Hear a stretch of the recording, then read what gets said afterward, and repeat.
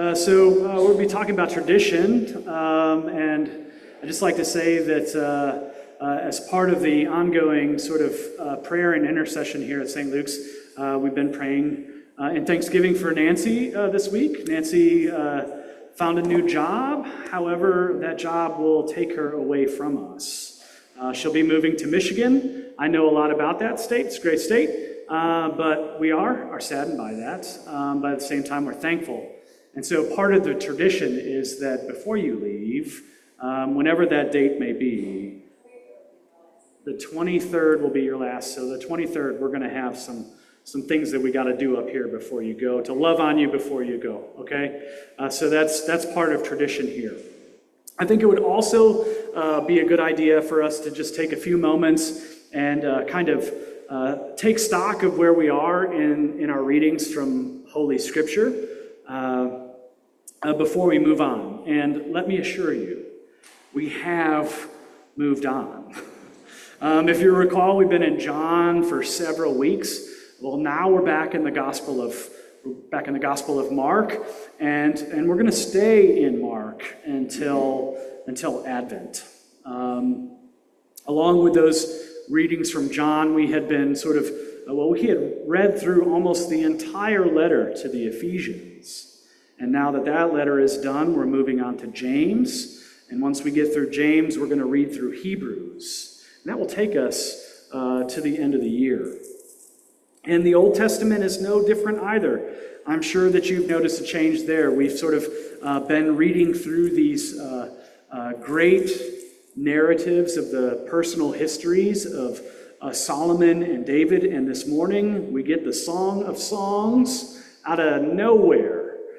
So we're moving from those narratives into what is called wisdom literature. And with these changes comes, I think, sort of like a natural pause. And I think we can use this pause to our advantage. This pause is especially useful when it comes at the beginning of a program year, when we're still kind of reorienting ourselves to what's going on in church. And maybe we can use it then as a springboard into new territory. Whoa. Not talking about new territory that's going to get us outside the bounds of the gospel. I'm not talking about that. For that is what binds us together, Scripture, the teachings of Jesus. But rather that we may take some longer treks into the regions of not just Scripture, but of tradition and reason. And this shift in focus shouldn't throw us off. Because if you think about it, tradition, this idea of tradition, is front and center in the gospel lesson for us today, right? The traditions of the elders, as you heard it said, right? Jesus' critics are, once again, they're kind of after him, antagonizing him, trying to draw him into a debate, this time about purity laws, and they're doing this by condemning his followers of some kind of moral negligence by not making themselves ritually pure before partaking in a communal meal. In other words, their beef with Jesus' followers wasn't really all about hygiene, per se, about washing their hands, but with the lack of ritual obedience as it was delineated in the teachings of Holy Scripture. And I mean, we kind of get that line of argument, don't we? Janet's laughing, and I bet if you all took out your bulletins and looked in them, you would see ritual notes all over the place, and those little lines, right? They're called rubrics that tell us what we're doing and why, maybe not why we're doing it, but at least what we're doing.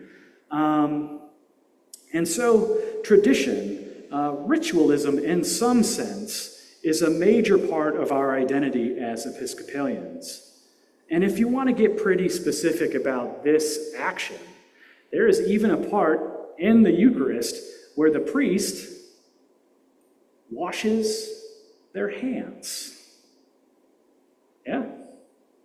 With the advent of COVID, right, congregations got pretty serious about this ritual act, right, and called attention to it by adding hand sanitizer to the process, thus placing cleanliness back together with its old pal godliness, I think, right? Some churches even going to the extent of having like a wash basin out there where they really got going. And they sang happy birthday, right? That's what we got to do. Make sure we get all the germs. In the story, though, that we get this morning, there's no hand sanitizer. And Jesus isn't making light of the fact that his disciples aren't washing their hands. As a matter of fact, he's taking the Pharisees seriously. And as he does so, he leans on Holy Scripture. And this is important. He leans on Holy Scripture to interpret tradition. He quotes Isaiah and essentially draws the conversation to a point for those who are leveraging the practice of religion, right? They're leveraging that practice over what is at the heart of it. Does that make sense? And he essentially says that they, and perhaps by extension we at some times, should not take so much pride in the external beauty of correctly observing religious etiquette by ignoring the internal disposition that is required to understand why we do what we do. For that why, I think, lies at the heart of true worship, or as the collect says, lies at the heart of true religion. And at that heart is a posture I think all of us have come to know at some point in our life. At the heart of that is this posture of humility. Something that Jesus' interlocutors are kind of lacking at this point, right? Pushing him. And so as a foundation of Christian character, humility, I think, serves to undergird another aspect of meaningful worship, not just meaningful worship, but community with each other. I think that undergirds, that humility kind of creates this atmosphere of authenticity, right? And we hope that that authenticity is tied intimately to our identity, right? And that our identity before God is rooted and shaped by integrity. And perhaps that is why tradition is so bloody hard to change sometimes. And so I guess there are some things that are meant to be truly timeless, given some context. And by timeless, I mean through the somewhat sort of mythical way that character and tradition can often be seen as being bridged by the virtues found in folklore. Some of you may recall that in 1978, at a convention of the Future Farmers of America, radio broadcaster Paul Harvey gave a speech entitled, "So God Made a Farmer," where he extolled the virtues of one of America's most beloved personas. Somebody, I'm going to read this, somebody strong enough to clear trees and heave bales, yet gentle enough to tame lambs and wean pigs and tend the pink-combed pulets, who will stop his mower for an hour to splint the broken leg of a meadowlark.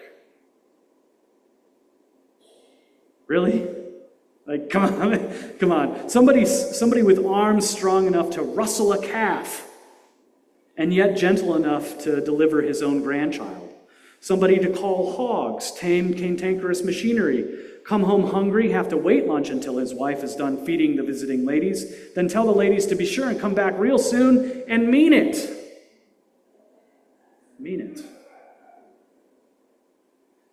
And by mean it, I think Harvey meant someone whose character was as genuine as it was committed to the virtues of frugality, hard work, and integrity. Or how about this? Let's stick with some Oklahoma roots here, okay? The same might be said of the American cowboy. For in a biblical sense, the cowboy as shepherd seems quite an appropriate allusion. Go Pokes. Can't do that at the pulpit, I guess. Right? It does this if we choose to recognize him as one who is as faithful to his tradition as we are ours.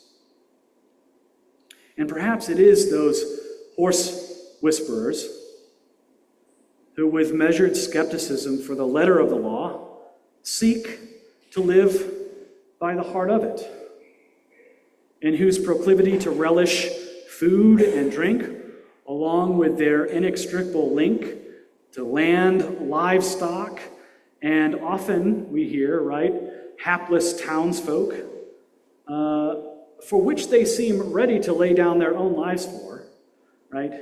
These folk, townsfolk in these stories, see cowboys as people who represent some truly transcendent virtues. Virtues that give them a genuineness all of their own. And let's face it, you and I like stories like that. We love them. And don't get me wrong here, I'm not trying to bend Americana into something that it's not. But the fact remains the same, is that some of you in this room, you grew up on farms. And what is more, you grew up watching cowboys on TV. And so you know what I'm talking about. That in some sense, these idealized portraits of character reveal something about how these wonderful people align themselves with both a prayer that we say every day here at St. Luke's and with what Jesus teaches this morning. For instance, it is because of those virtues of authenticity, genuineness, humility, and integrity. Well, those virtues remain at the heart of people who show forth in their lives what they profess by their faith. And they do this by giving themselves up to service, not only with their lips, but in their lives. Right? In other words, they have done the hard work of combining something that is internal with something that is external. Or if you need it the other way around, something external that is internal. And I think that is what is at the heart of Jesus' message today. And what we are called to do as disciples. Because the fact remains the same. When it comes down to it, your faith will open doors beyond what hard work alone can ever do.